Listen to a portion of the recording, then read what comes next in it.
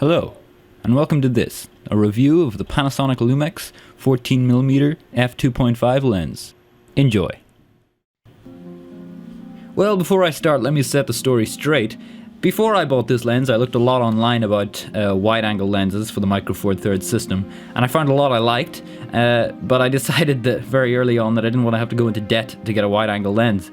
So I settled on this lens because the price seemed almost unbelievable for f2.5, which isn't bad for this kind of millimeter. It is quite a competitive aperture. I looked at a lot of zoom lenses as well. I looked at the new Panasonic range of 12-35 and the 35 to I'm not sure what, but they were fantastic. But at the same time, I didn't want to have to go into debt for those either. So I decided that I was going to settle on this lens. I looked at a lot of reviews, as I said before, about this lens, and I found one by the Drew Network, which I found very helpful. And Drew pointed out, that on paper the lens is crappy, it's terrible.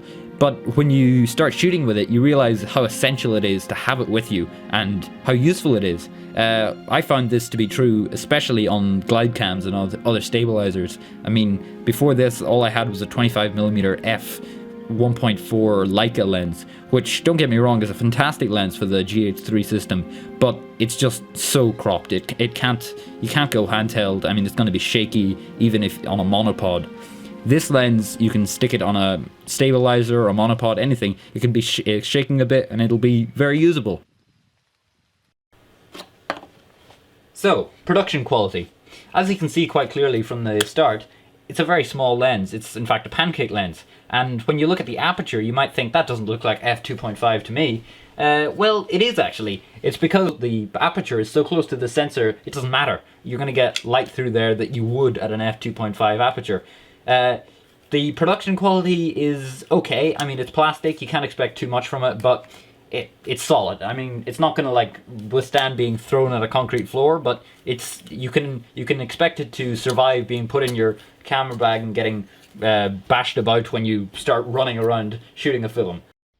While I have to say that some of the things that reviewers pointed out, like vignetting and chromatic aberration, are very visible, they're manageable. I mean, you can deal with it. If you know it's there, you can deal with it, and you can avoid situations where it renders unusable footage. So, in conclusion, this lens it's mediocre, I have to say. On paper, it isn't so great. But at the same time, the size and the just overall quality it renders, it isn't bad. If you're going to be shooting a film on a Sony FS100 or FS700 that's going to go into a cinema, I wouldn't suggest this lens because it ain't so great. But if you're going to be shooting a documentary or just event coverage of any kind, a wedding, any of that, it's fine. It's fantastic, in fact.